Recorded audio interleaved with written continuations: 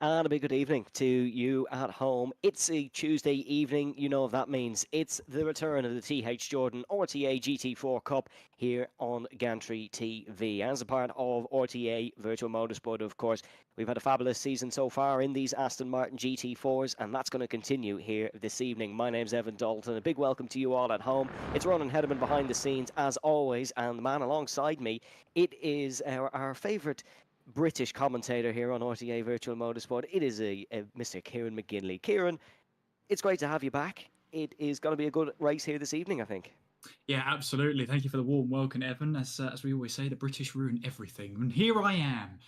But no, we're here at the penultimate round of the series here at Road Atlanta. And it's a really winding circuit, especially through the S's when we take us through the very first turn all the way down towards turn 5. We see just in the background there the very small Aston Martin GT4s pumping in their practice laps as we speak, Evan.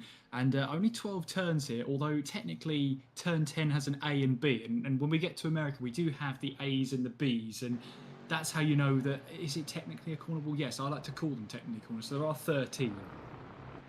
Yeah, I think I said this last week, but putting letters on corner numbers is a huge pet peeve of mine. Let's not do it. But there is 12 listed corners, 13 actual corners, because you do have the chicanes of 10A and 10B. There is 12A as well, but that's on a slightly different variation of the Road Atlanta circuit. It's located just north of Braselton, Georgia. It's about 35 miles north of Atlanta, and it is minutes away from a big, fancy 4-star hotel resort. So some of the drivers might be looking to do a check-in there come the end of the evening. But in terms of checking in on the championship, it is a big lead out front for Jordan Kelly. And I think we alluded to this slightly last week, Kieran, but it is definitely his to lose, like, at this point.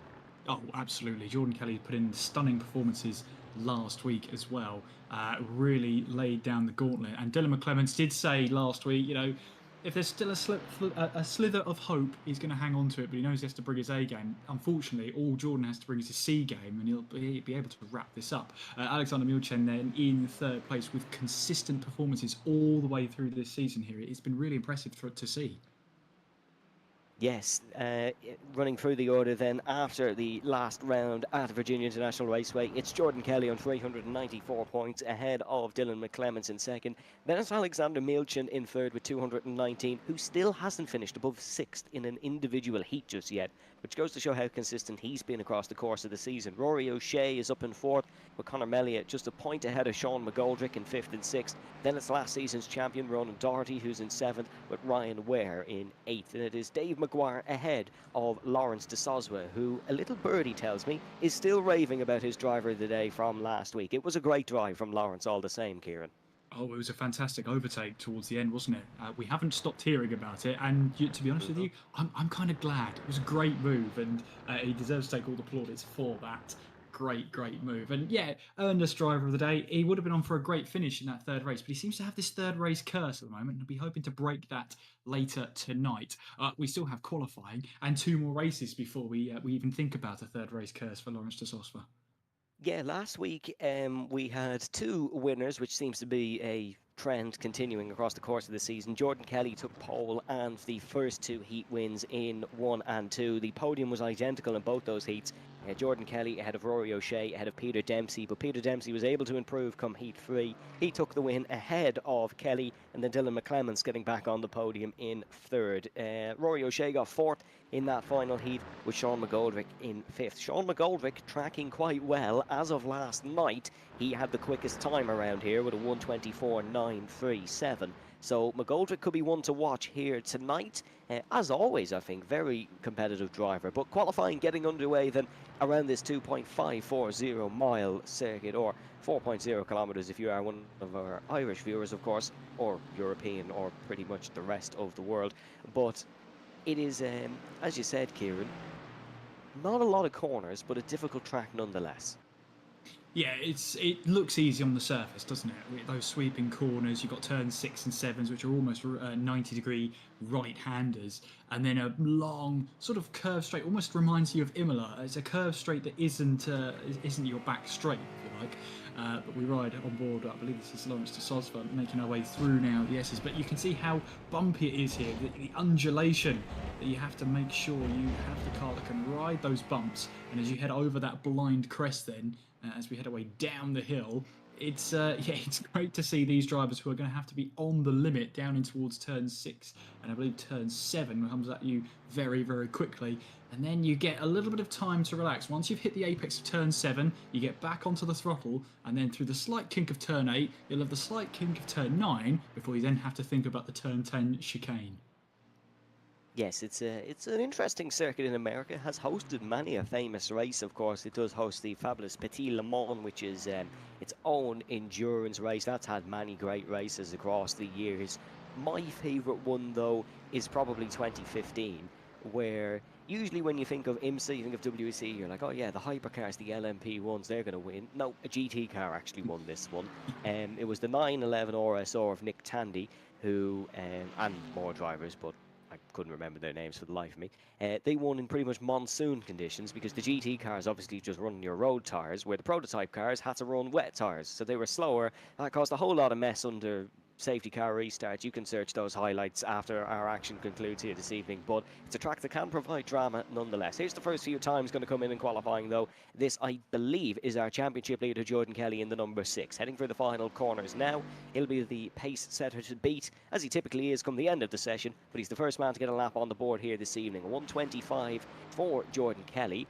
And a big thanks to him, of course, as well. We'll run you through a lap with him in a couple of moments, but we'll see what the first times are coming in now. McGoldrick goes to second, O'Shea to third. Seems like in the early pace here, Kieran, it's going to be similar front runners.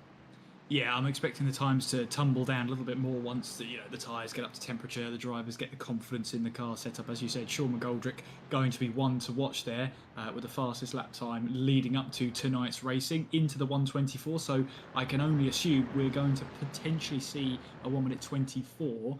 If that is the case, there's still 3/4 of a second at the very least for drivers to find out there. So should be an exciting qualifying session as we all see these drivers try and make their way through these next set of corners. We did tell them it's qualifying, right? Because normally running close behind traffic like this doesn't really help you. Although now we're on to the sort of turn 8, turn 9 straight, you can use that little bit of toe from the car ahead to your advantage.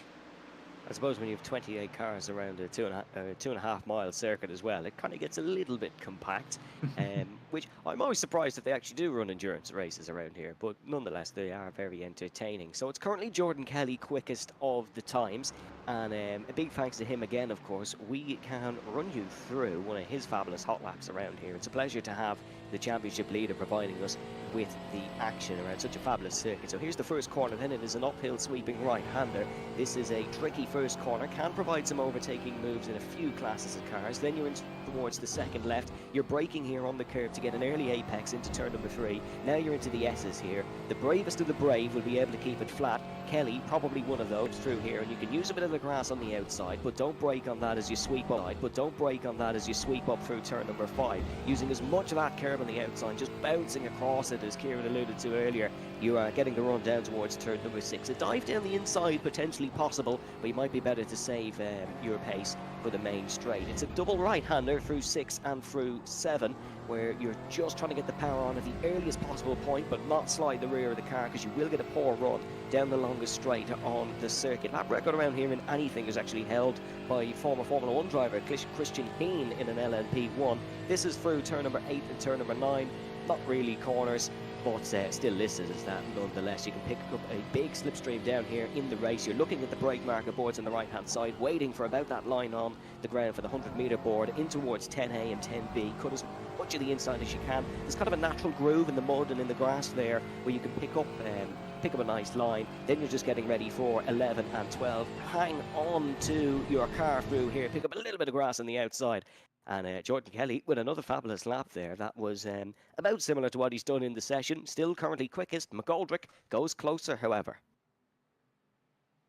And of course, the run down towards 10A and 10B, you start your braking down the hill, and then you have to sort of release the braking as you level off. So it's easy to catch a front brake every now and then, and easy to leave your braking just a little bit too late. Obviously, it being downhill, you want to brake as late as possible, and you can brake a little bit later if you really want to try to. The fact that it levels off, but do that at your own peril. And speaking of peril, turns 11 and turn 12. Turn 12 will be a terrifying corner come the latter stages of the race when you're trying to push on here. There is not a lot of margin for error on the left-hand side of the track. There's a little bit of grass and then a wall waiting for you just to see if you get it wrong. So although it looks like it's a nice flowing circuit on the surface, once you start to really get those laps pumped in, you start to realise those walls are never really too far away. Yeah, and our mad lads here in RTA like to go side by side quite a lot. If you go side by side through turn number 12, the wall is awaiting you.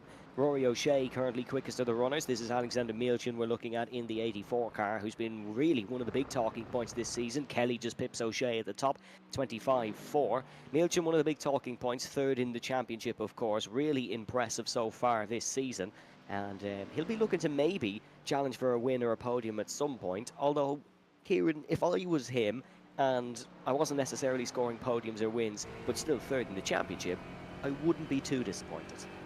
No, not at all. I think in terms of consistency, as you alluded to earlier, the fact that hasn't finished higher than 6th in any race so far this season here in the GT4s is commendable, because he's been in and around those positions where some have faltered, some have had great races, but then, in 2 weeks' time or the next week, they haven't had the greatest race. They've been caught up in instance.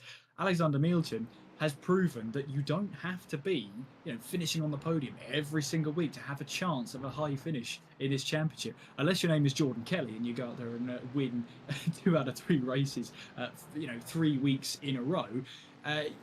You are going to finish in a high position if you just keep pumping those consistent point-scoring positions in. There goes Peter McCann up to 8th position. Good lap there for Peter. He was quite decent last week, actually, in a couple of the races. Got 5th in the first heat. Was involved in a couple of incidents here and there, as were a few of the drivers. But last week, in terms of incidents, was way better than what we've had in previous rounds. And it was a very tight circuit, similar to Road Atlanta. So I would like to think we can keep that trend continuing in terms of the good, clean racing. There goes Jamal Gandor to 6th. Still, he'll probably on a high from his podium, not at Sebring, sorry, as Ryan Ware just pips Dylan McClements, the two McClements' brothers. We didn't have Ryan Ware last week, but he's been another guy who's kind of emerged at the top at times, Kieran. He's another man who might be able to surprise us with a bit of a shock come maybe heat 3. Absolutely, and he's got last season's champion Ronan Doherty just 3 points ahead of him in the standings. So it's going to go down to the last 2 races between those two. They have Sean McGoldrick and Conor Melia up ahead as well, at 19 and 20 points ahead of Ronan Doherty respectively. So it's not over for a place in the top 5. And even Rory O'Shea is on 199 points at the moment, currently 4th fastest in qualifying, as someone goes for a trip across the grass there, unleashing their inner Fernando Alonso at the last corner of Shanghai and managing to pick that up before losing it completely. Yeah, interesting on Ronan Doherty. He's not actually here this evening, and that's a big loss for Ronan. We don't drop around this season, of course, because we had one of the rounds cancelled. But even if we did have a round, Ronan used his anyways. Didn't race in the first race of the season. Jordan Kelly improves the margin.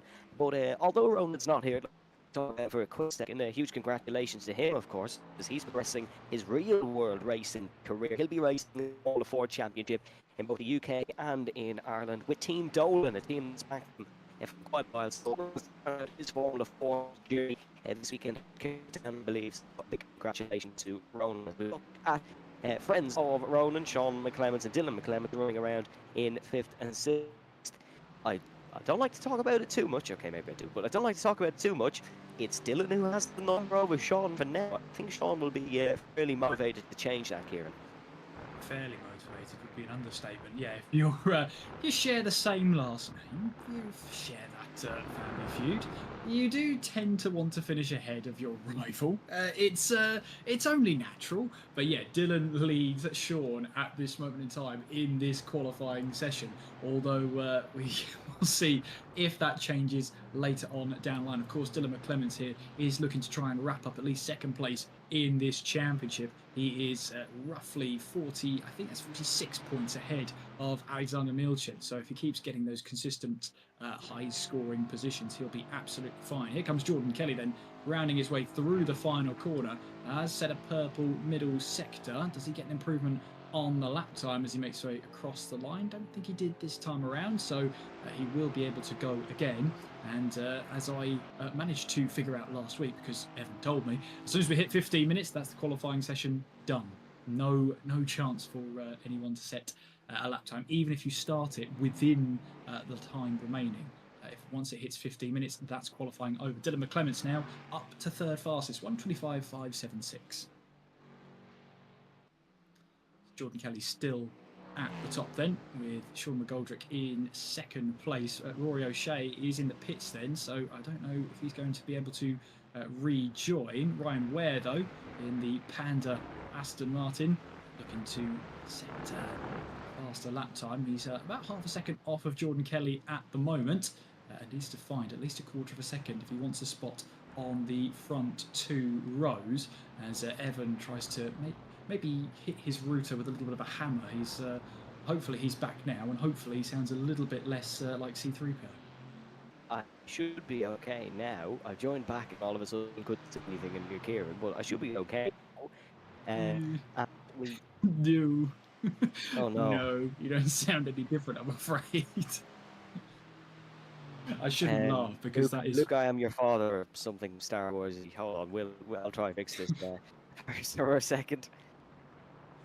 It's all right, don't worry about it. We've still got 2 minutes left of qualifying, so really you're looking to finish up your lap time and hope you can get the way up the order. There's Ryan Ware making his way round the final corner, and he has been looking to get himself a little bit of space out there, but he's only got one more shot to get himself up onto the second row of the grid, as we see Wing-Fei Chan making his way through and towards to start try and get a better lap time on the board. There's Lawrence de Sosva, who has a minute and a half left, so he will have enough time to get a lap time on the board. The two cars behind him might just have an opportunity to do so, but anybody that crosses the line now, that is their qualifying session done and dusted. So we will see what those lap times are looking at towards the end there. No Jordan Kelly, no Sean McGoldrick. They both in the pits now. Dylan McClements still out on track, as too is Ryan Ware. Speaking of Dylan McClements, there he is, as he'll make his way now through in towards that double right-hander, now at turn 7,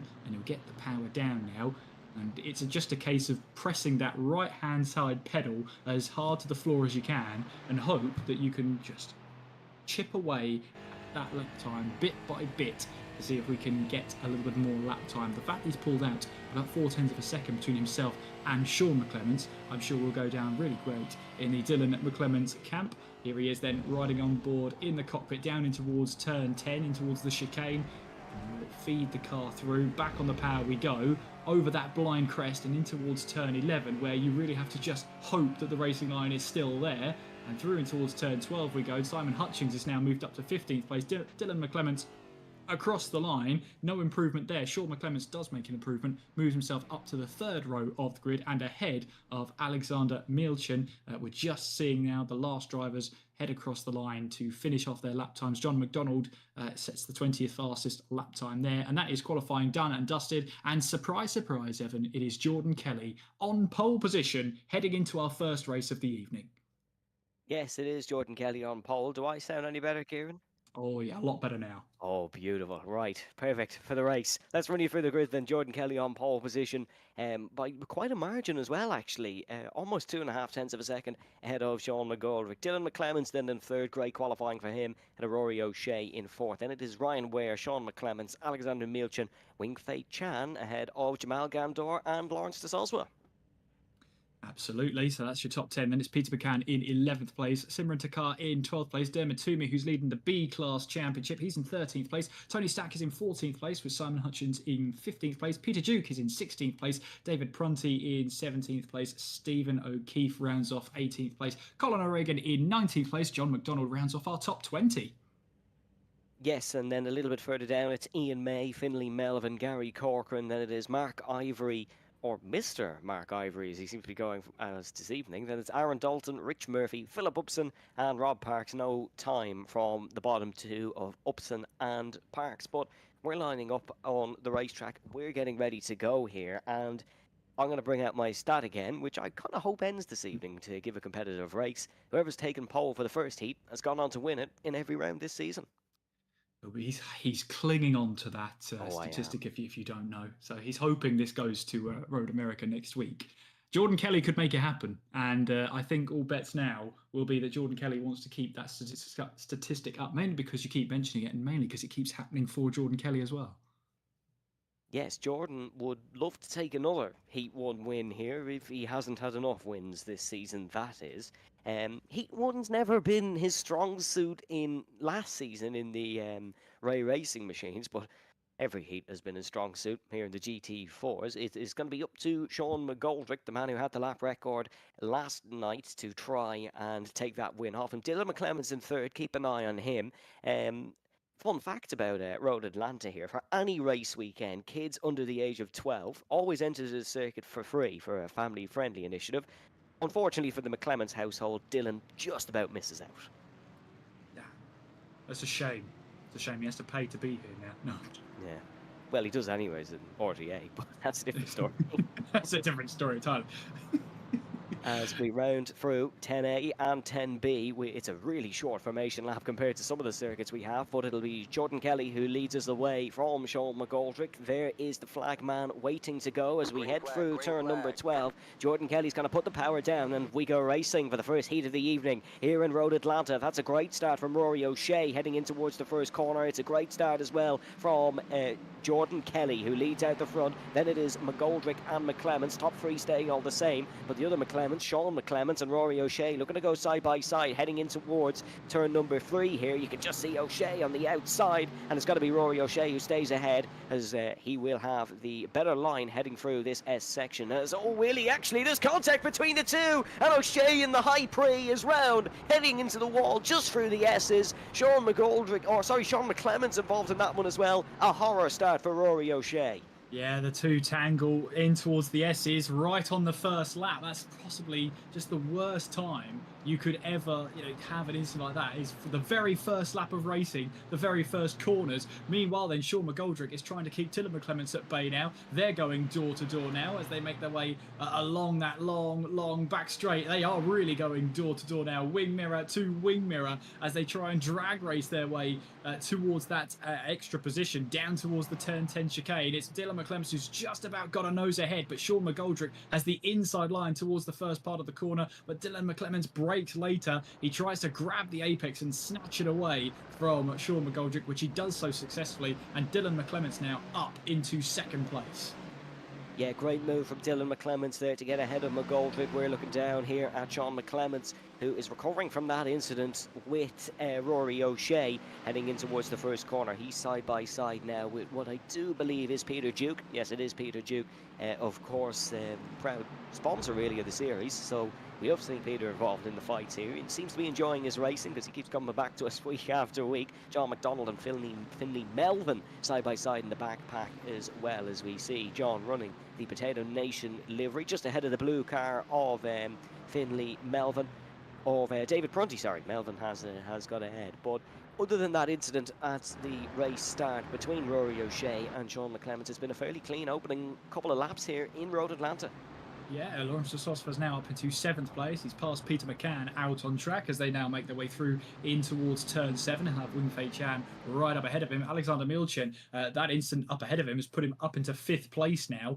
So this could be, I don't want to say it too soon, we're only 2.5 minutes in, but 5th place so far for Alexander Milchin. He's got to be careful though, because the likes of Wing Fei Chan, Lawrence de Sosva and Peter McCann, and also as well Jamal Gandor, looking to see if they can get some positions nice and early in this first part of the race as we break our way down in towards the turn 10 chicane. Peter McCann looking ominously on to this battle between Wingfei Chan and Lawrence de Sosva. De Sosva looks for the inside line as we head our way through the final corner. They do run side by side, and Evan, you said that drivers had to watch out going side by side, but there goes Peter McCann almost with a little bit of a bump draft so he can try and find his way through, but that allows Lawrence de Sosva to grab the inside line for the first corner and also allows Peter McCann to fly his way through, and Peter McCann moves himself up into 7th place. Lawrence de Sosva moves up to 6th, and in the blink of an eye Wingfei Chan is down to 8th.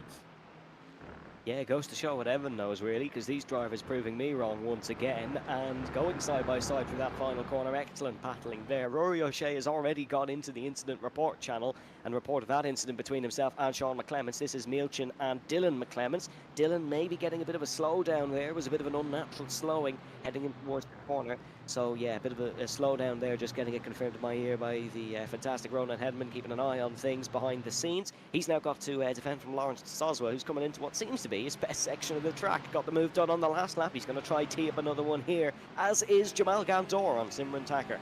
Yeah, here we go then on the run. We'll start to descend very quickly. There's not much we can see on board with Jamal Gandor, except for the back of the 27 of Simran Thacker. There is Jamal Gandor, who moves to the inside line, heading into towards the first part of the chicane then, as it's all about who can snatch the apex away at the second time of asking. They're still running side by side. Jamal Gandor has to go the long way round now in towards turn 11, as through the trees emerges Jamal Gandor, who moves himself up into 9th place. Yes, great move there from Jamal Gandor to get the job done. It's real close here in the mid-pack, just like it was last week. Seems that these sort of twisty American circuits provide great racing in the mid-pack, as Tony Stack is going to try look around the outside. He's got around the outside of Simran Thacker. He was almost looking around the outside of Jamal Gandor for a point there as well in the Milka car, but Stack having another good race. It seems like no matter what track we go to, Tony Stack will somehow find himself in the battle for 10th. He was in this sort of battle for 10th to 14th all last week. He's here again as we're now halfway through the first heat. Absolutely, in the Milka car. That move was sweet like chocolate. But there is Jordan Kelly, who's now leading the way by just under 5 seconds ahead of Sean McGoldrick. And it's turning into one of those races for Jordan Kelly where he's just pumping in the really consistent lap times and letting everybody else squabble behind him. That's all he needs to do. Sean McGoldrick then is in 2nd place. Ryan Ware is in 3rd place. But Dylan McClements, who was in 2nd about 2 laps ago with a combination of slowdowns and off tracks, has now gone down to 5th place. So now he's going to see if he can try and find a way past Alexander Mielchin. He's filling the mirrors of Mielchin up ahead of him in towards turn 10, but isn't close enough to have a look down the inside. I tell you what, I've just caught a quick glimpse of the gap between Jordan Kelly and Sean McGoldrick. This could be a pretty boring evening for Jordan if he can keep up that pace. 5.3 seconds ahead. This is Sean McClements and Tony Stack. Or Sean McClements and Simran Thacker, I should say. Apologies. Simran just behind Sean McClements. I should know Tony's car now, considering the slightly funny pun Kieran made. I definitely wasn't laughing off microphone. As we see another great battle here. This is actually Dylan McClements and Alexander Mielchin. Mielchin looking to break one of my week-long statistics as he's trying to go around the outside of Dylan McClements in towards the S's. He's a brave racing driver to do so, and he just backs out there at the final point. He's now got Lawrence de Soswa right behind. Lawrence looking to continue his strong form in the opening couple of heats from last week and from the week before to get up to that 5th place. He's got to try pass one of his community members first, though, in the form of Alexander Mielchin. Yeah, and this is to keep the statistic alive. So I know Evan's really hoping that Lawrence de Sosva doesn't get this move done. We'll have to see as Jordan Kelly still leads the way. Lawrence de Sosva has Peter McCann for close company as well. And as we've seen previously with the likes of Wingfei Chan, you can defend too much and lose 2 positions in one fell swoop. So as much as de Sosva wants to go on the attack, he has to be wary of McCann right behind him, who will easily look for a move. He's definitely filling the mirrors, just reminding de Sosva that he's there in towards turn 10. He is close, but maybe not close enough, he thought, for a move. He runs slightly wide, though, coming out of turn 10, does Peter McCann, and that's going to cost him a little bit of momentum, which is the last thing you want to do when you're heading through 11 and 12. Yeah, you don't want to run wide and put yourself in the barriers through that corners. This is John McDonald, who is battling here with Stephen O'Keefe, it seems, in towards the first corners. Oh, look at this in the background from Colin O'Regan, trying to go down the inside of John McDonald now. And John still making a move himself, despite defending another one. They say attack is the best form of defence. John has taken that adage quite literally here, heading in towards the S's section for the 6th lap of proceedings. We've got plenty more heats coming up here, folks, on Gantry TV. You're not going to want to miss that in the slightest. But in terms of what we've got in front of us now, it's McDonald trying to get up to 16th.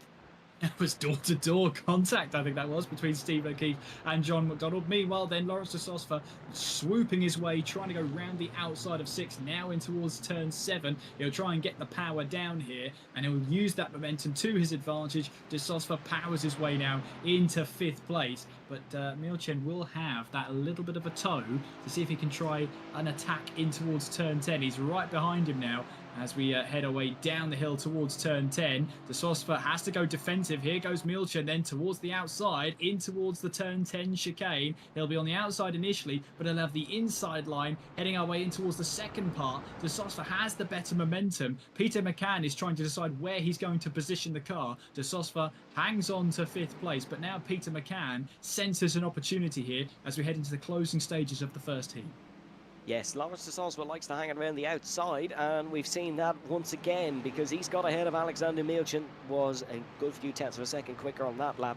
Milchen in 6th place once again. I'm getting slightly excited as Peter McCann is right behind him, looking to try pounce. McCann was great in the first heat last week. He got 5th spot. He's looking for 6th here as we have about a minute left.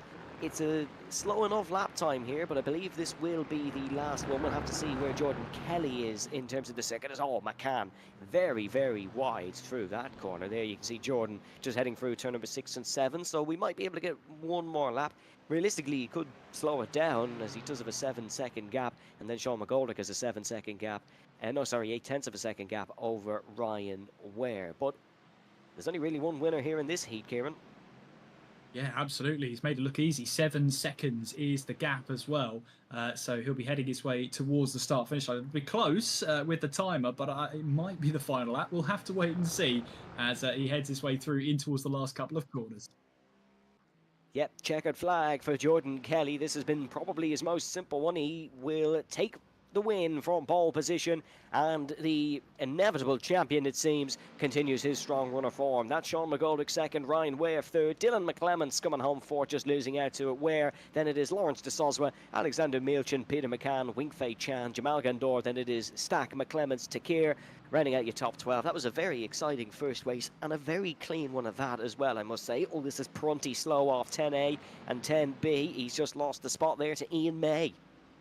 Yeah, he has, but he was vital that he stayed ahead of Colin O'Regan there because they are in a deadlock battle for second place in the B series. Only 3 points separated them heading into tonight's race. So that was important for David Prunty, even though he made that little mistake there. We didn't quite see the full context of that, but we certainly out of shape coming out of that corners. But the fact that he managed to finish ahead of Colin O'Regan was vital there. But Jordan Kelly romping home to yet another victory. Yes, it is Jordan Kelly who takes the win in heat number 1. Then it is Sean McGoldrick in second, Ryan Ware in third, and Dylan McClements in fourth. Lawrence de Soswa in 5th place. 5's been quite a good number for him recently. He proudly announced he'd washed his car for the first time in 5 months, for the first time since November. He's an S13 Sylvia. Go check that out. It's honestly a beautiful piece of machinery, as much as I am having it digging him. Alexander Milchen in 6th with Peter McCann in 7th, Wingfei Chan in 8th, Jamal Gandor in 9th, and Tony Stack rounding it out in 10th spot. Then it is McClements and the Canadian of Simran Takir. Yes, it is indeed. And then Dermot Toomey, who's leading the B series, 13th place. Simon Hutchings in 14th place with Peter Duke rounding off 15th. Stephen O'Keefe in 16th place with John McDonald in 17th. Gary Corcoran finishes in 18th place. Ian May in 19th. Colin O'Regan rounds off the top 20. And then it's Mark Ivory in 21st. Philip Upson 22nd. Rich Murphy in 23rd. David Prunty in 24th, actually. So he did actually lose a couple of positions at the end there. Finley Melvin in 25th place. Rory O'Shea 26th. Aaron Dalton and Rob Parks rounding off 27th and 28th place. But we're already rolling, Evan, for race number 2. Yes, it's a very quick turnaround here in RTA, as we'd rather have it no other way. It'll be Jordan Kelly who leads us off again, as much as he is just slowly dipping behind Sean McGoldrick on this race start. The number 6 will be starting ahead of the number 19. He'll have the inside line heading through this final corner, as now we go racing here in Road Atlanta. It's a very early start from Jordan Kelly, but a good one at that. He's got a good advantage ahead of the man in second place. Ryan Ware will have Dylan McClemens trying to hang it around the outside, heading through turn number 1, the 616, and a great result in heat number 1, but he's going to have to be all elbows out here to stop the fast flying Dylan McClemens round the outside. That's a great move for Dylan, who has a better race start in this heat than his brother might have in the last one. Yeah, absolutely, as he gets that move done up into third place ahead of Ryan Ware. Jamal Gandor then trying to hold off the attack from Sean McClemens, who's recovering after the first lap. Well, Sean McClemens has managed to make it through the S's this time around. He is running in the top 10 now and looking to try and get some positions here ahead of race number 3. But we head our way now in towards turn 6 and through turn 7 we go. It's been relatively single file from drivers on the most part as they behave themselves in towards turn 7 here. But Sean McClemens is all over the back of Gandor here as we make our way out of turn 7 and then on the throttle all the way towards turns 8 and 9. Lawrence de Sosva putting Ryan Ware under a bit of pressure here, and is gaining and gaining as we look over the shoulder, if you like, of Ryan Ware. Lawrence de Sosva now looking for the inside move, perhaps. He's definitely going for it now. Sneaks a nose up the inside in towards turn 10, later on the brakes, but Ryan Ware has the inside line, but he loses that momentum, loses the back end as well. That's going to allow Peter McCann to swoop his way round the outside as they head their way through the final corner. And just like that, Ryan Ware, with that little bit of a mistake there, losing 2 positions to De Sosva and McCann, with, I think that was Alexander Milchen, looking for a nose up the inside down in towards the first corner. Yeah, unfortunate start for Ryan Ware. He's lost 3 spots as we see Gary Corcoran go around the outside of Colin O'Regan there, as Ian May, I should say, apologies, and Stephen O'Keefe involved in that battle. This is Rory O'Shea looking to fight back through the field. He, in the High Prix car, of course, had a very unfortunate incident at the start of the first heat, so he's still got good pace. Keep an eye for him maybe towards the end of this heat, towards the end of heat number 3 as well. Remember, we'll have a reverse top 8 for the 3rd and final heat of the evening, but that's still plenty of time away. The good news for us is Sean McGoldrick is keeping with Jordan Kelly this time round. It's not as big a gap as it was at this point in the last race. Yeah, because they're not squabbling this time around. It's almost like we've got a car off in the background there, and that is Finlay Melvin, who's run afoul at the exit of turn 7, rejoins all the way down to 25th place. Let's have a look-see what happened here to Finlay Melvin. So he's got the inside line here for turn 7, and now, into turn 6. Oh, does he get a bit of a nudge there? Oh, spun it on his own. So yeah, he lost the back end there, maybe carrying a little bit too much speed there, going through in towards turn 7.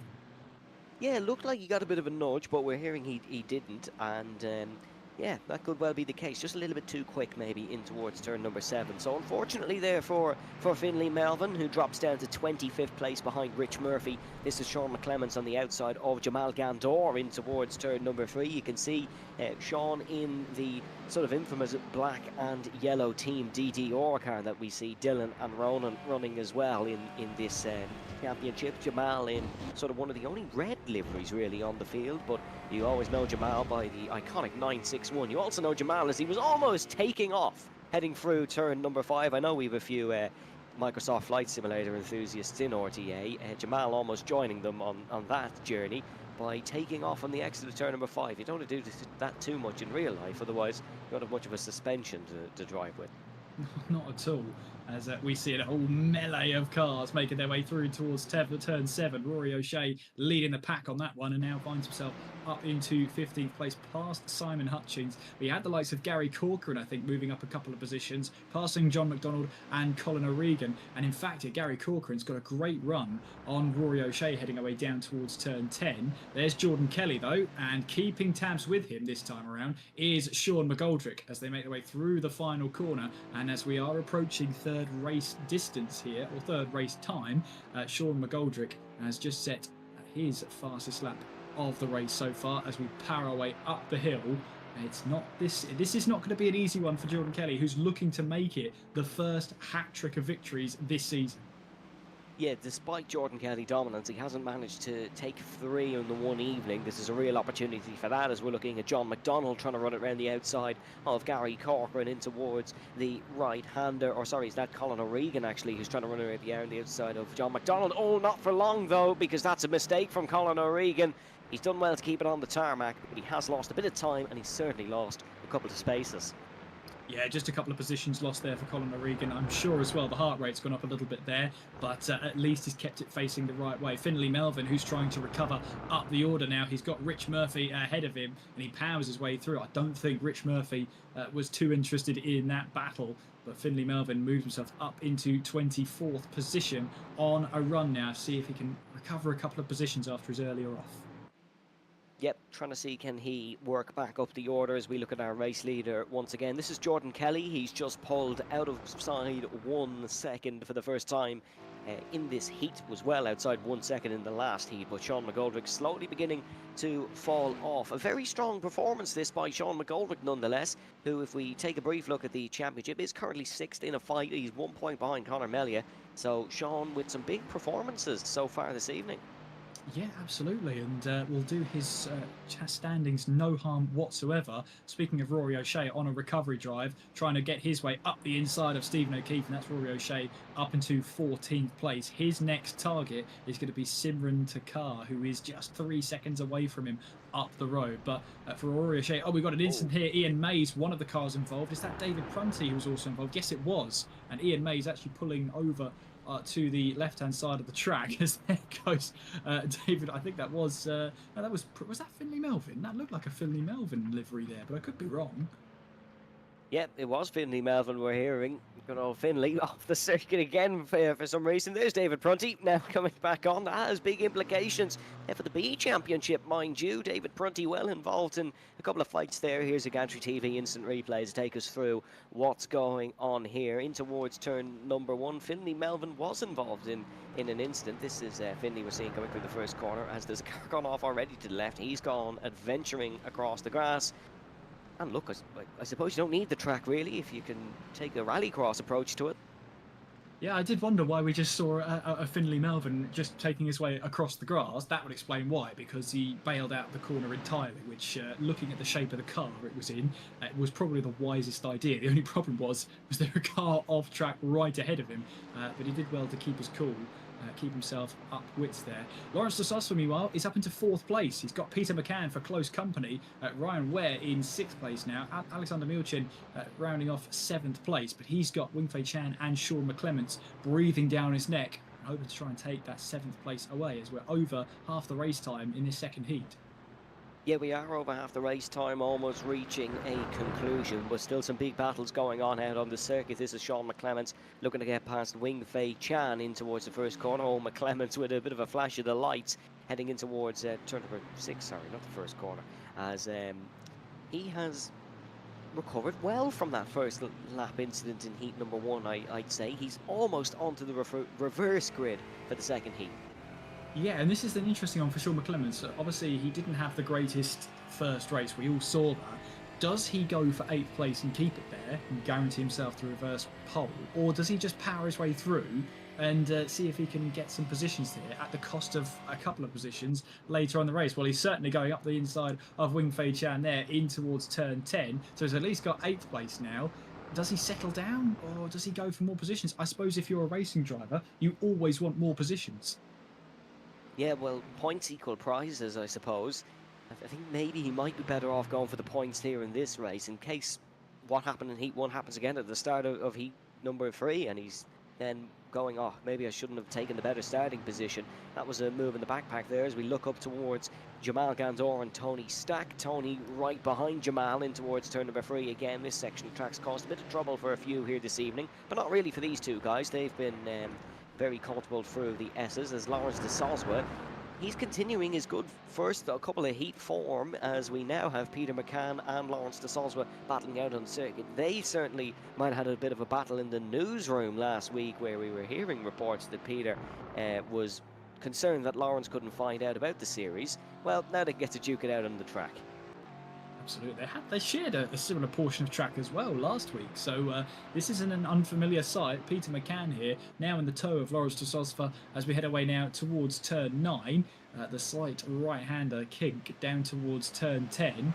And Peter McCann here filling those mirrors of Lawrence de Sosva as we head away down towards the turn 10 chicane. No way through this time for Peter McCann. He elects to stay behind Lawrence de Sosva this time around. Tony Stack and the Milka livery Aston Martin looking to see if he can find his way past Jamal Gandor as we have just 5 minutes left of this heat. Jamal Gandor is going to have to get his elbows out here because we know Tony Stack and a top 10 place is a very, very enticing opportunity. Yes, he's looking to just get ahead of Jamal as now we're looking at Peter McCann once again looking to try get past LD and towards turn number 3, but no go there for McCann. This is Ryan Ware just behind as well, looking to recover from the spots he lost earlier on in this race. Still a great chance for a couple of moves here for Ryan if it all goes pear-shaped in front. So he's just kind of sitting behind admiring this one just like we are. That's de Soswa very wide heading out of turn number 5. Peter McCann on the outside. Will he have to be brave on the brakes or will he get it done beforehand? Yes, de Soswa will keep it down the inside, so McCann's got to get creative. De Soswa gets away with that one for the time being. Peter McCann's going to have a great slipstream down there. Great, or have I said that too early? As he runs a little bit wide, Ryan Ware sneaks in, but McCann will still have slipstream the Soswa, but just got away with it. Yeah, well, we'll see McCann see if he can try and find a way back through. Meanwhile, in that battling, Ryan Ware as seeing if he can have an opportunity to find a way past Peter McCann in there squabbling. Down towards turn 10 we go, and the battle for 4th place really hotting up. They're losing time to that top 3, but that was inevitable. Watch out as well for Alexander Milchen and Sean McClements, who are joining in this battle as well, as we see the battle for 4th place make its way through that final corner. Let's have an instant replay then here on Gantry TV, and that is Wing Fei Chan.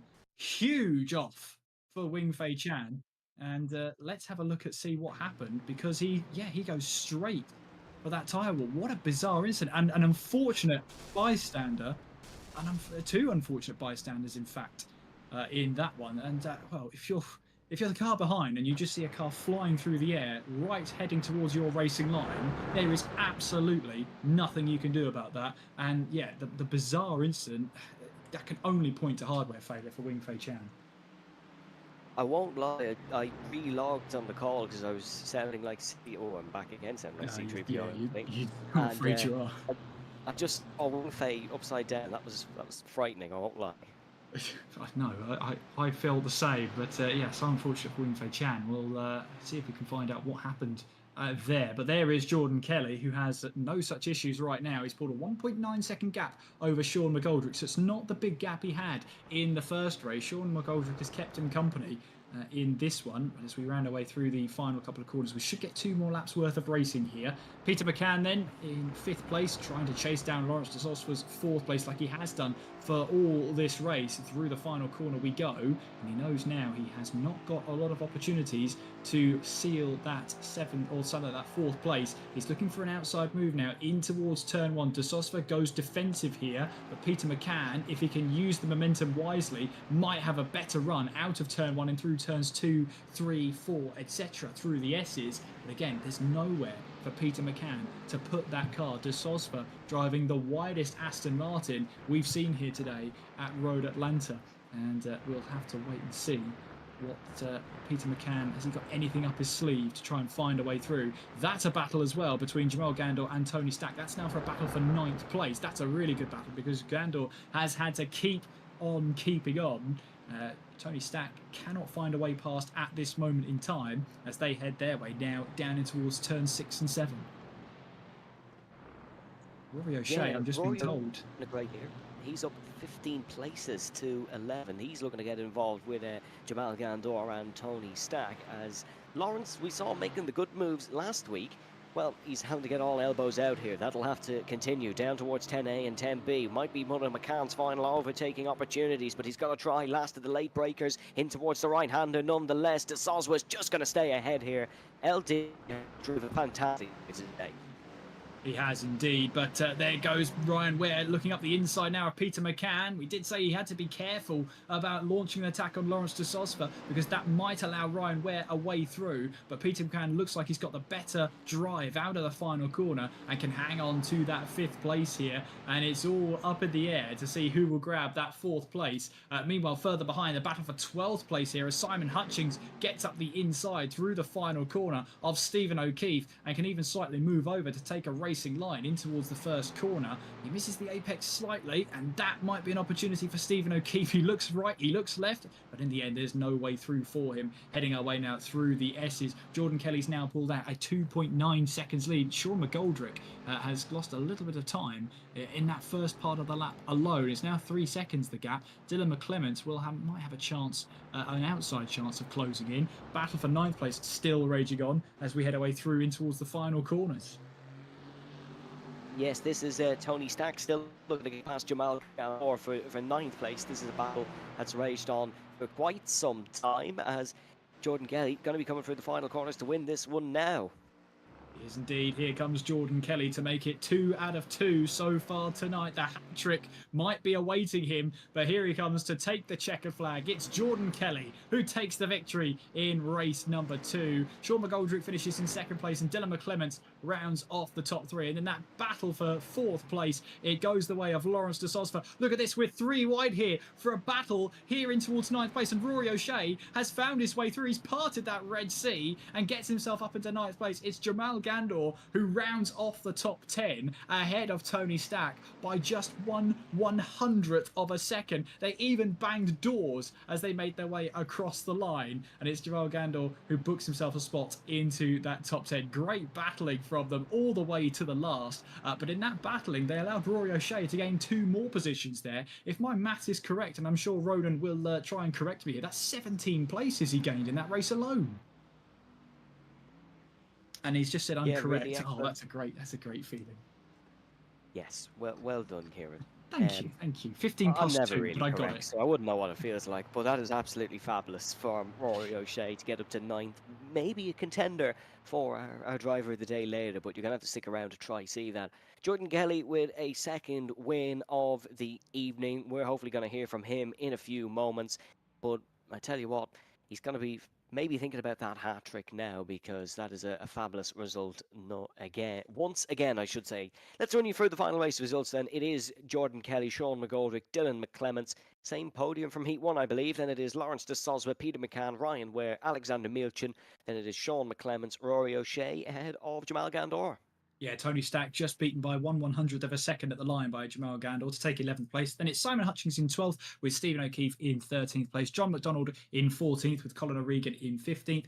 Good points for him in the B series there. Gary Corcoran in 16th place. Finlay Melvin did recover to 17th place with Philip Upson in 18th place there in the standings. And then it is 19th place David Prunty with Mr. Mark Ivory rounding off the top 20.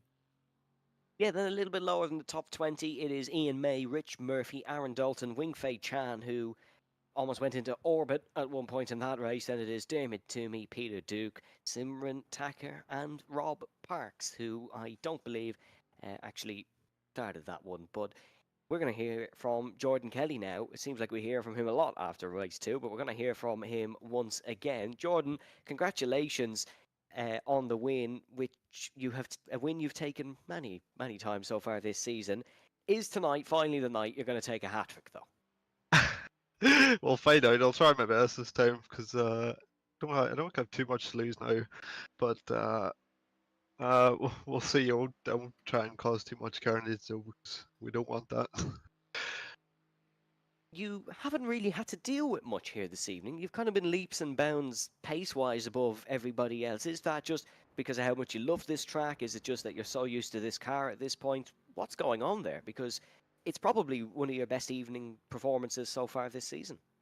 About 5 months before quali, I found like consistency around here. So I think it's more that than anything else because it's a tricky track. A very technical track to get right, but Sean kept up with a lot of the second race there. I think he just made a couple of mistakes and fell back, but his pace seems good too. So we'll see how it goes now in the reverse grid. Yeah, speaking of this reverse grid, it's quite a difficult track for overtaking. where do you reckon you're going to be able to get most of your moves done? It'll probably be the chicane. If anywhere, you could try and catch 3 people out in the first corner. I think if you got a good enough rolling start. But we'll see how it goes. I won't be making too many rash moves anyways, because I think I just need a good result anyways to keep the points up. Well, Jordan, we're going to let you go and get set for heat number 3. We'll probably be hearing from you after anyway, so we'll save a few questions for then. But best of luck with the third race, and congratulations on the first 2. Thanks, Evan. Dalton. Great to hear from Jordan once again ahead of heat number 3. I have a little bit of a hunch. I think tonight could be the night for the hat-trick, Kieran. Well, he's got to start from 8th place, and as we've already seen, De Sosva, McCann, Ware, they'll all be battling away, except Ware will now be starting ahead of McCann and De Sosva. Then he's got to worry about the likes of Sean McClements trying to recover through the order as well with that lap 1 tangle on heat number 1. So it's not going to be an easy field to pass here, but as Jordan said to us, that the chicane of turn 10 is probably the best opportunity to make some overtakes happen. We have seen out of the chicane, side-by-side action through in 11 and 12, which is not ideal for drivers because they lose a lot of time. It's great for us because we get to see some great overtaking and on the whole, some, albeit a little bit of contact, which is inevitable if you're trying to run side-by-side through turn 12. It's been relatively good racing. I've really enjoyed tonight. Really enjoyed it as well, and it's gone really, really quickly here this evening. I know that sounds like it usually doesn't. It usually does, but we've been on air almost an hour now, and it feels like we've been here a few minutes. But that's what RTA provides. That is the fantastic racing that it does provide, and of course we can't provide any of that brilliant action without a big thanks to our title sponsor, TH Jordan, established in 1896, based in Belfast. They offer efficient and client-focused design. No, but not reading from the script, so they have a fabulous print service, fabulous finishing service as well. It's difficult to get right, but TH Jordan certainly do that. Our series might be dominated by one Jordan, but it's powered by another, and a big thanks to them there as well. Yeah, absolutely. We just cannot go racing without a big help from our sponsors, TH Jordan. So a big help and a big thank you to them for sponsoring the series. We have Sean McClements on that reverse grid pole. Alexander Milchen would start 2nd. Then we have Ryan Ware in 3rd, Peter McCann in 4th, Lawrence De Sosva in 5th, with Dylan McClements 6th, Sean McGoldrick then 7th, and then we have Jordan Kelly in that reverse grid 8th place. Rory O'Shea starting behind him. Rory O'Shea, who gained 17 places in that last race.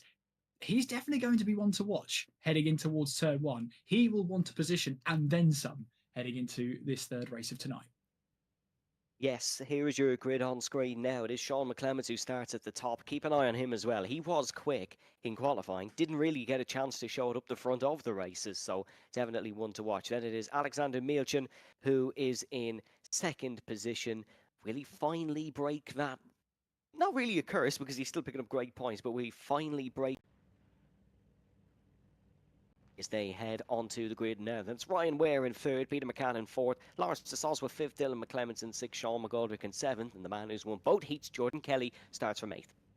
Yeah, and then we have Rory O'Shea in 9th place, who just misses out on that reverse grid pole. But Jamal Gandor in 10th place, Tony Stack in 11th. They're looking to continue their great battle they've had so far.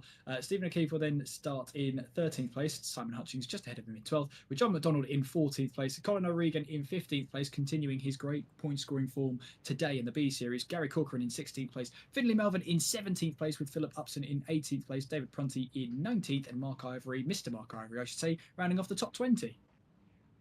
Yes, we are rolling and getting ready to go for this final heat.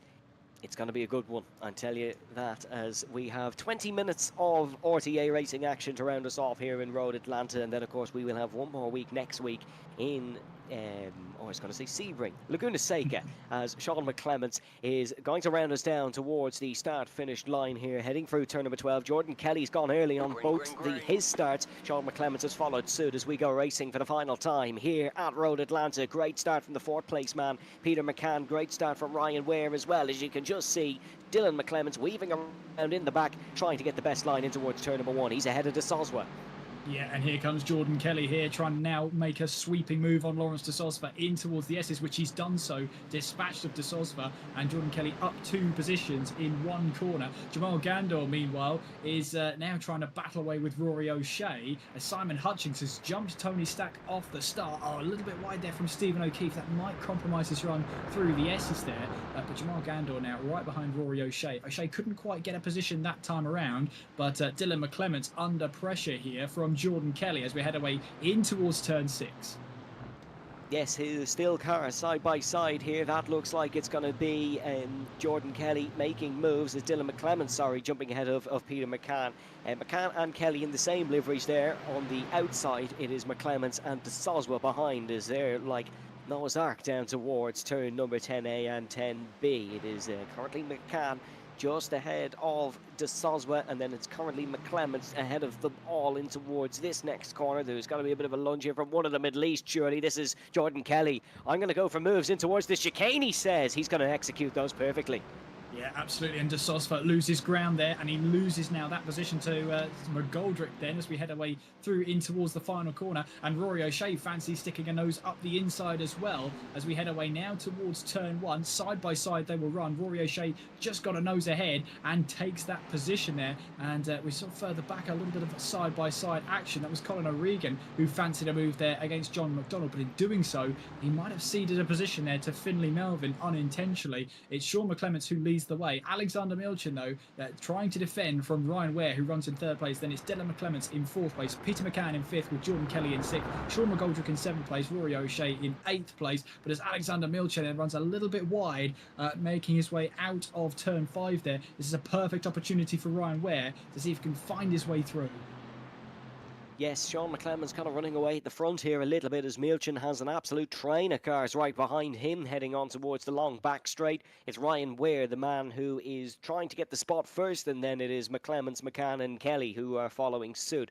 They're all in a bit of a single file line, but the slipstream from the 2 green and white cars is absolutely working well on the back of young Dylan McClements in towards the chicane. There might be a move from McCann here, who's looking for a strong Heat 3 result. Not really had one so far this season, but nonetheless, it's going to be Kelly who's going to try dive both of them. He's got McCann, certainly. Almost gets Dylan McClements as well. Jordan Kelly is up to 5th.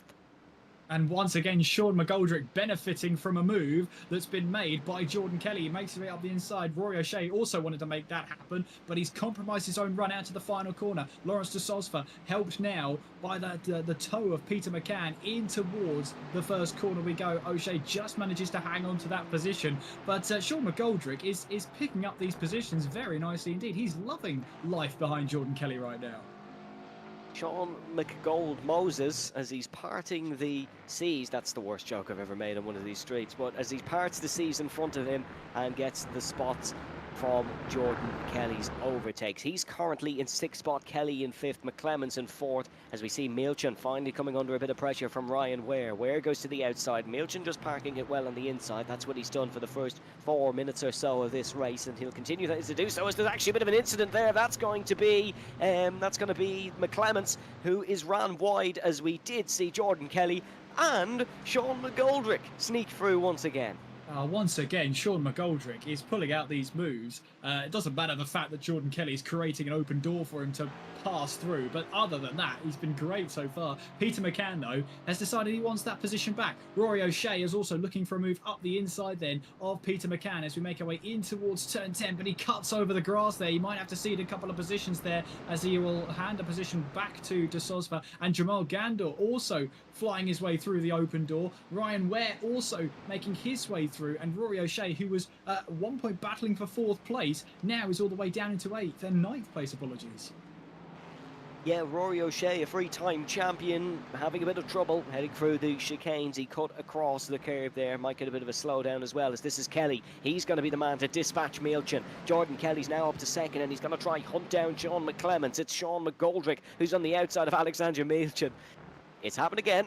Jordan Kelly makes the move. Sean McGoldrick just about sneaks through past Alexander Milchin. McGoldrick now. There's only one more car who Kelly can do that for, and then he's got to actually make some moves himself. Peter McCann on the outside now, and Milchin heading down towards turn 6. Yeah, and trying to sweep his way around the outside. We've seen Milchen defend the inside line time and time again. Now we run in towards turn 7, where we'll get the power down. McCann will run slightly wide, and that's going to hand a position here back to De Sosva, to Gandor, to Ryan Ware. And it's just a case of nobody wants to be in that 4th place position right now. Alexander Milchen hands it back, or at least gets it back, I should say. But he's got a lot of people who want that position. Tony Stack as well has got a better run against Peter McCann as we make our way down the hill now towards turn 10. McCann has the inside line though, and will look to make that to his advantage. Dylan McClements also trying to recover through the field as he tries to dispatch, and does, Simon Hutchings going in towards turn 10. And that was Stephen Hutchings, I think that was. Oh, sorry, yes, Hutchings, who gets a position as well. Yeah, Peter McCann didn't want to make a similar mistake to what he made at the Hockenheim ring when he was in a really good position in Heat 3 and then unfortunately lost it on the last lap. Doesn't want to make a mistake of similar size. He hasn't so far yet, but doesn't want to make any more mistakes, and he can still gain some spots, was still quick, might be able to battle here with Stack and Ryan Ware just in front. Up the front though, it is Sean McClements who has a comfortable lead. Jordan Kelly would slowly be closing him in. We're almost at the 6-minute 30 mark. There's still plenty to go here. This one is not over just yet. Not by a long shot. Sean McClements we've seen, and we know he is going to be quick round here, but Jordan Kelly has shown he wants this hat-trick, and this could be now a great opportunity to get our first hat-trick of wins this season. As Lawrence De Sosva in 5th place right now. Jamal Gandor under a little bit of pressure from Ryan Ware coming out of turn number 7. And Peter McCann looking to try and get past the milker car there of Tony Stack as we head away towards turn 10. But it's a train of, 9 cars here, heading their way now down towards turn 10 in a battle for technically what is 4th place. Out of the tow pulls McCann, but he pulls back in again. Rory O'Shea looking for a move up the inside of Dylan McClements. There's contact between the two of them as they head their way in towards turn 10. Neither of them wanted to give up that position, and in doing so, they've handed a position to Stephen O'Keefe and Stephen O'Keefe and Simon Hutchings, all both going through. Little bit of a late move there from Dylan McClements, but could have been a lot worse than it was, and they're both through the corner okay. It's McClements down to 10th, and he has Rory O'Shea, I should say, now down to 13th. Those who started at the top slowly falling down the order here a little bit. McCann down to 9th as well, of course. It is currently McClements, Kelly, McGoldrick. That is Alexander Milchen and Lawrence De Sosva. Jamal Gandor having a great race, continuing his Heat 3 good performances. He's up to 6th, just ahead of Ryan Ware, as we see Tony Stack in the milker car under big pressure from Peter McCann down towards the right-hander of turn number 6. Is McCann going to be able to go last of the late breakers in towards here? No, he might just stay behind and hope for a bit of a slipstream down to the chicanes. Yeah, I'll be hoping so. Through in towards turn 7 we go. Getting back onto the power. Jordan Kelly closing in and closing. There's Dermot Toomey, who's trying to find his way past Aaron Dalton here as we head away through towards turn 7. Dalton runs wide and tries to recover that one, but a bit of a half spin leaves him down 2 positions and maybe a little bit more. Dermot Toomey and Wing Fei Chan now locked in a battle here. Wing Fei Chan, of course, crashing out from a suspected hardware failure, and there was nowhere and nothing that Dermot Toomey could do to avoid it, and he was caught up in the collision. So too, I think, was Aaron Dalton, so they're all trying to recover through the field. Tony Stack, meanwhile, looking to try and make it a 3-wide battle in towards the final corner. That's going to be brave if it happens. It's going to be brave if it pays off, but Tony Stack here under pressure from Peter McCann. Look at this. He's got the inside move as Peter McCann and swoops through, takes 2 positions and makes it look so easy. It's not done though. Tony Stack has the better run as we head away through the S's. He'll have the inside line. He bumps over the curbs, but in the end, Peter McCann has got that move done and dusted. Brilliant stuff from McCann.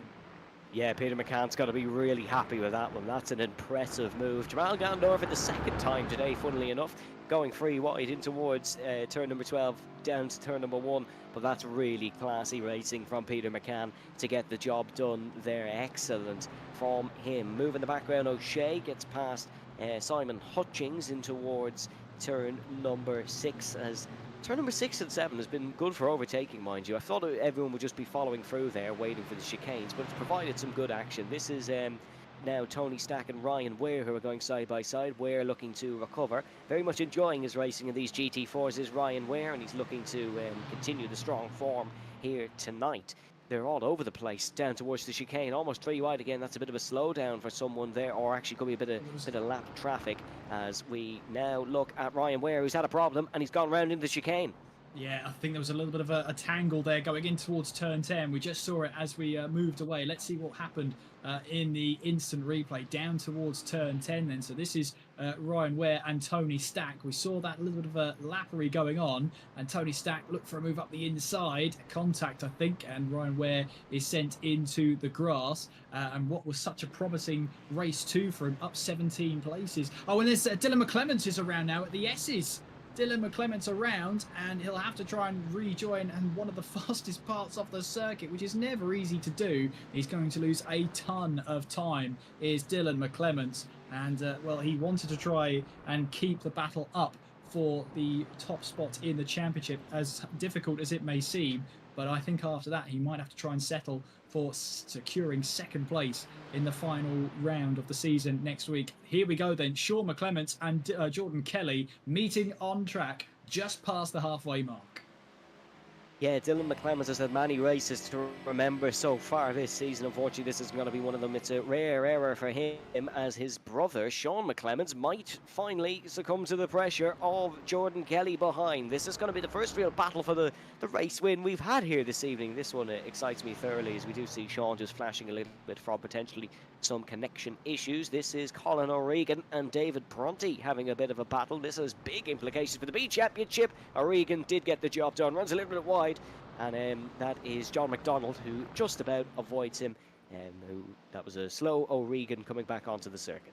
Yeah, it was, as Wing Fei Chan swoops through to take 15th place now after that massive crash he had. So he'll be looking to see if he can get some positions here, get some valuable points, to see if he can help himself up the order towards the end of the season. Sean McClements, though, feeling the pressure now from Jordan Kelly and looking to see if he can get a win here and basically put a damper in the plans of Jordan Kelly to making sure he doesn't get the hat-trick of wins. We haven't had one this season in terms of a hat-trick, but look at Jordan Kelly. He's all over the back of Sean McClements here. On the power we go, heading out of turn 7, and we'll head our way now through turn 8 and through turn 9. We've already seen and heard Jordan Kelly loves a move in towards the chicane. I think we're about to see another one here, Evan.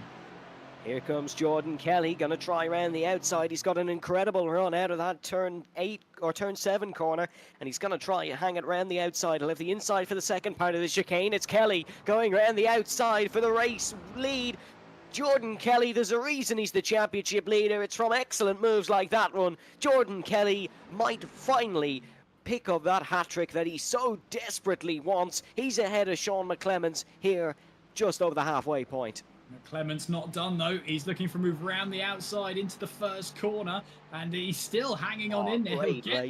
He'll get this inside line going in towards the S's now. Sean McClements has put the hammer down. He's not done with this. He might have taken a couple of cones with him. He won't care though, because this is a great battle for the lead of the race. He'll lose a little bit of momentum there. Jordan Kelly does hang on to the lead, but the fact that Sean McClements said absolutely not, I'm not letting you have that one that easy. Great stuff from Sean McClements. Jordan Kelly though does take the lead of this race.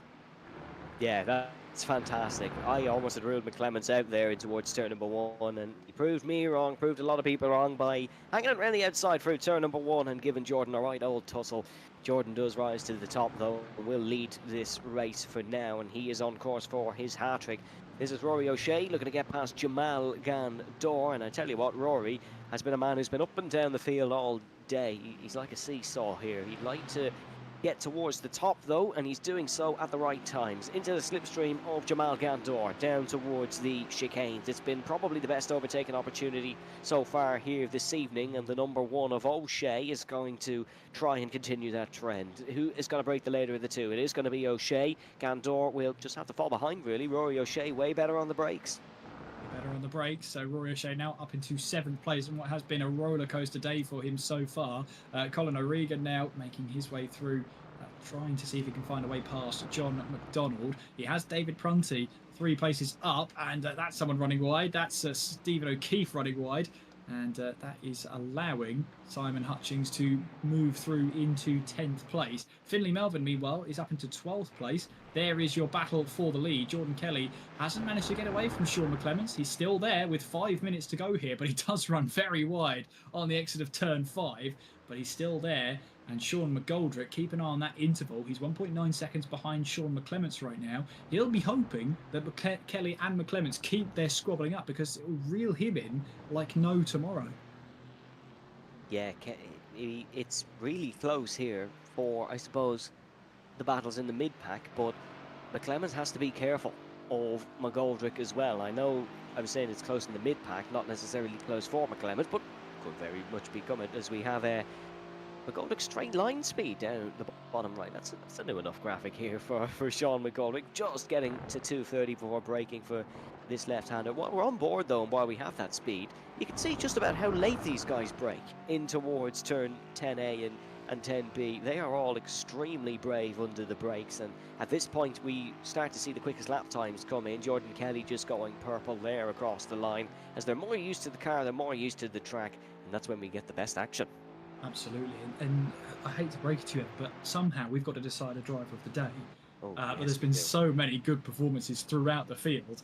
Simon Hutchings, meanwhile, is trying to find a way back past Stephen O'Keefe, so they swap positions again as we head our way through. It's the battle for a place in the top 10, heading our way now through the S's as the clouds are pretty grim over Atlanta, but nevertheless the racing has been far from it. It's been absolutely brilliant out on track.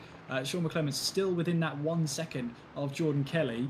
Sean McGoldrick slightly losing time the last couple of laps. The gap's now about 2.3 seconds between himself and Sean McGoldrick. Then it's Lawrence de Sosva in 4th place. Alexander Milchin on for a 5th place finish so far, but he's got Peter McCann right behind him. And de Sosva and McCann pretty much sharing the track so far tonight, but they've got Milchin between them. Rory O'Shea also recovering through the field to take 7th place at this moment in time, with Jamal Gandor in 8th place. Tony Stack in the Milker car is not done with that one. I'd like to see a bit more battling between these two, because the end of race 2 was phenomenal between those two. I wonder if Tony Stack can close the gap once again and see if he can take that 8th place away. Apologies, yeah, 8th place away from Tony Stack. And then we've got that battle for the last place in the top 10. So wherever we're looking here, Evan, there's pretty much a battle to watch on.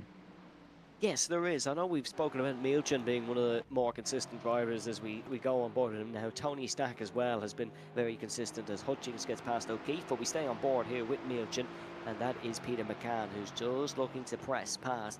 McCann has recovered well from a couple of shaky moments in this race. He is driving very, very well this evening. I think this might be one of the tracks that Peter likes best, because you can see that in his driving. He is able to recover when he makes a mistake. He's able to battle with the best here, the creme de la creme, as some say here in RTA. And Peter McCann maybe doesn't want the outside in towards this corner. We've not seen a lot of overtakes around the outside in towards turn number 6, and you can see he's trying for that switchback line, but Milchin was parking it on the apex at the start of this race. He's going to do it until the very end.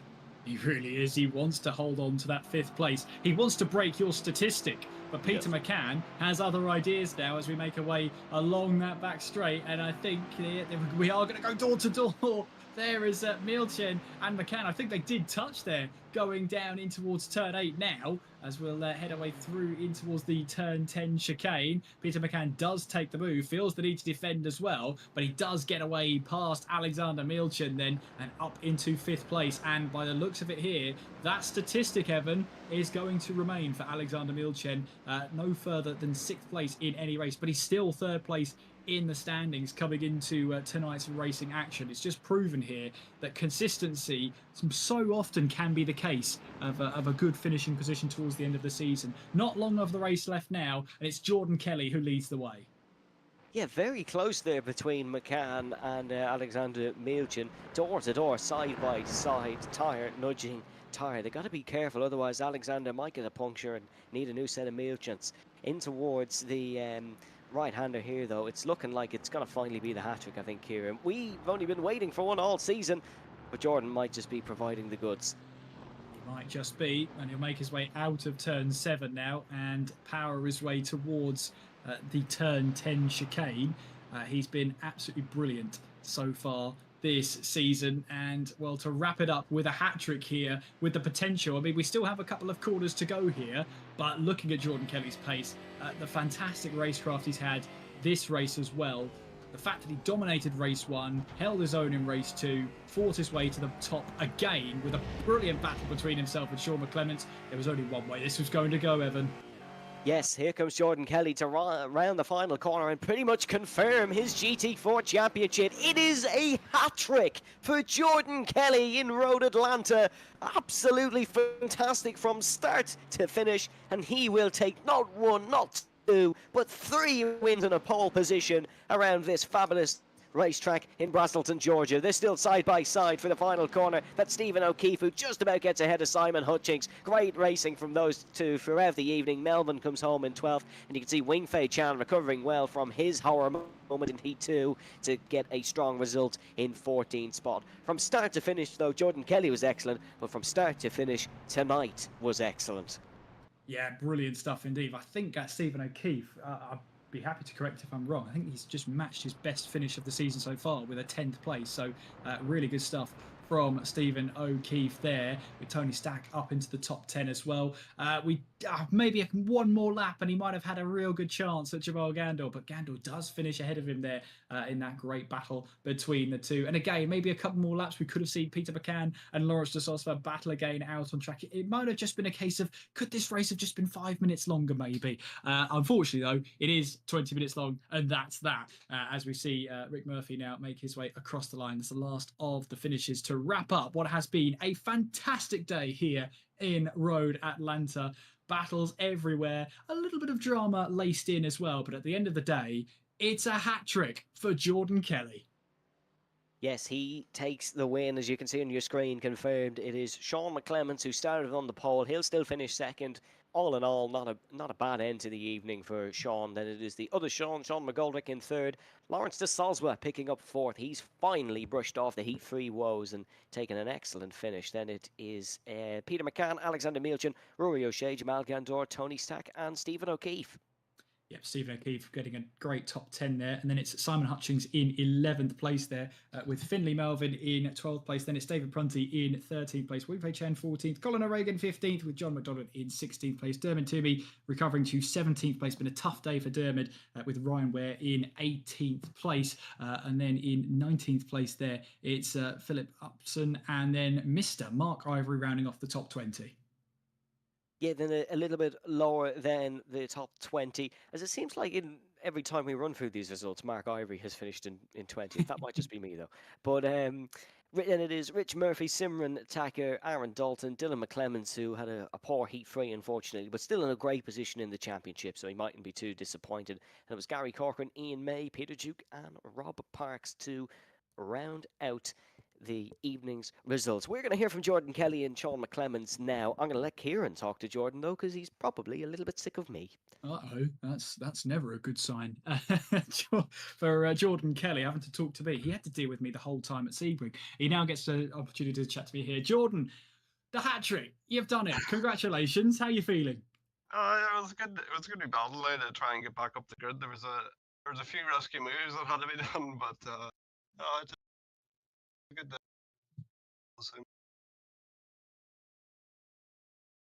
So I do. We're breaking up slightly there, Jordan, but I assume you're ecstatic about the win. I'm sure you were saying that. Yeah. No, it was a good race. Is it still breaking up? Is it? No, you're absolutely fine now. I was fine now. No, it was a good race. There was a few rescue moves that had to be taken, but at the end of it, they all paid off. So no, it was a good battle with Sean as well for first. So no, it was good. Yeah, I mean, we'll get onto that battle with Shaw because it was a fantastic watch. But as you say, turn 10 was that hunting ground you were talking about. You managed to get Lawrence de Sosva, you managed to get Peter McCann with a late move as well. And then you had Sean McGoldrick following you through all those moves. You two weren't on a team, were you, for that race? It seemed like when you made a move, Sean McGoldrick followed you through. Yeah, he always seemed to get the run after I got the move done. So no, it seemed to work out well for him. So I'd say he's fairly happy too. So it was a good race, or a good night for both of us, I think. I mean, Evan and I had the absolute pleasure of talking through your battle for the top spot between yourself and Sean McClements. We thought you got the move done out of turn 12, but then Uh, Sean McClements said absolutely not in towards turn 1. I mean, that was great fun between you two. How was it from your point of view? Yeah, it was. I always like to give. You always like to give people racing room and stuff. So it was. It was definitely a good battle through turn 1 and stuff. And how he outbraked himself that much and got it round outside of me was. It was a good move. But he just got a bit unlucky whenever he tried to send it a wee bit too wide and the top of the hill there. And unfortunately, whenever he tried to get back on, I was there. So. But he seemed to have the pace whenever I got past him, so I think it was just a matter of he just needs to have somebody ahead of him to get the pace up. So it was good pace for him too. Yeah, absolutely. And well, what this has done is pretty much wrap up for you the TH Jordan RTA GT4 Cup. You can pretty much go into the final round there with one arm tied behind your back. Is that a strategy perhaps for Road America next week? I don't know, but is it Road America or Laguna? It is Laguna? Laguna. It is Laguna. Laguna, I'm yeah. speaking. I was thinking because I was remember I like Road America to be fair, but no, Laguna should be a good bit of racing, especially into the last corner. There's a lot of dive bombs going on, so there should be some good moves. I mean, Jordan, if you go to Road America, the rest of us go to Laguna Seca, there might be a chance for everybody else, but I'm kidding. Yeah. Jordan, congratulations on the victory. I will let you go and celebrate. Congratulations on the hat trick as well. Brilliant performance from yourself tonight. Appreciate it, Kieran. Thank you. And Jordan Kelly there, rounding off the hat trick, Evan. Yeah, I mean, the wrong track is okay. At least you didn't call him the wrong name like Kevin did earlier this season. So we'll brush over it. We'll brush over it. Kevin wouldn't kill me if you heard that. Second place man then in Heat 3, Sean McClements. Sean, safe to say you had a bit of a rough start to the evening, but you ended it on the right note.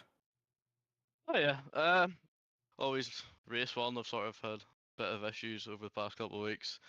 But whenever in race 2, whenever I stayed in P8, I just thought I'm just gonna cruise, just gonna get that reverse grid pole and see what I can do. Unfortunately, now I didn't get the win. I am a bit slower on my own rather than winning behind someone, so that's something I need to work towards for next week. Yeah, we saw a great battle between yourself and Jordan there, which is actually coming up on our screen right as we're speaking. That was truly fantastic. Was it one of the best evenings for battles, potentially? Oh yeah, it was definitely. You could hear by the way the lads were going on in the Discord that everyone was having a good time. There wasn't really too much incidents, and all around any battle I've been in was good, was brilliant. Everyone was given the room, so yeah, definitely one of the better tracks for battles in my opinion. And then in terms of the championship, you were 12th before tonight's race. It's very close in that middle of the pack. What would you be happy with leaving Laguna Seca?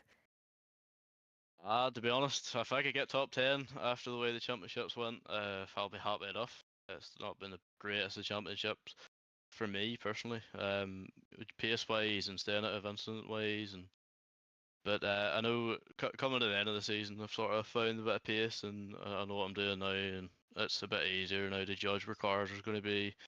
So nah, I'm looking forward to Laguna Seca. Hopefully, I could get within the top 10 of the championship, but really aiming towards a race win next week. Sean, thank you very much for joining us. Greatly appreciated, and we do hope we chat to you next week after a race win. Yeah, hopefully. Thank you, lads. Well, that is Sean McClements and Jordan Kelly, who we heard from. Now we have the difficult job, Kieran, of selecting a driver of the day. And I think there's two main candidates for this evening. It's either Jordan or Peter. Yeah, that's it's a toughie, isn't it? There've been so many good performances out there tonight. There's easily, 5 or 6 candidates we could be talking about. If you had to narrow it down to 2, yeah, it's going to be Peter or Jordan. But who do you go to? Do you go to Jordan Kelly, who's been sizing up that hat trick, has finally got it done tonight, and some great racing action from him, especially in that third race with the overtakes? Or do you go for Peter McCann, who's been he's been really up there, and we're just seeing on screen now, this is his double overtake, where he switched to the right-hand side of the track here. In fact, it might have even been a triple overtake now in towards turn one, now that I have a look back at it. I mean, how can you not love that move? Paste that on social media, Peter McCann. You've earned it. To answer your question, though, Evan, I haven't a clue, and we've got to decide. It's going to have to be rock, paper, scissors in a minute. I tell you what, Ronan Hederman's not made life easy by putting that overtake on screen as we're having this No, he hasn't, has discussion. he? Because I was dead set on Jordan, and he's just showed me that, and now I don't know either. Do you have a coin handy, Kieran? Do we do heads or tails? Oh my goodness! Do you know what? Hold on, don't I have actually. one. I have one. Ronan said, "We'll watch it again." Let's have a look then. Let's run through you quickly before we get a verdict. So this is a triple overtake. That's McCann in the background there. That's Gandor, Ware, and Tony Stack in front. And there goes Peter McCann in the front. Oh, that's brilliant. We'll do heads or tails then. Kieran, you call it. Heads for Peter. Tails for. I said you call it, but now. Yeah, I was just about to say. You said you call it. But you call it, go Kieran. on. Who No, do you no. want? I'm happy with what you've chosen. Go for it. Flip the coin. I'm gonna record this as well, just for legitimacy reasons. So we'll say heads for Peter, tails for Jordan. All right, let's do it. And we've gone for tails, so it's gonna be Jordan. It's going to be Jordan Kelly. I mean, let's face it. Let's plaster the Peter McCann triple overtake, because that was probably one of the best moves we've seen all season. But Jordan King for the hat trick. I mean, there's not a lot he did wrong today, was there? Really, Jordan Kelly. And yeah, he's going to take our driver of the day by way of a flipped coin. And I don't think a driver of the day has ever been decided by a flipped coin. You've seen history here today.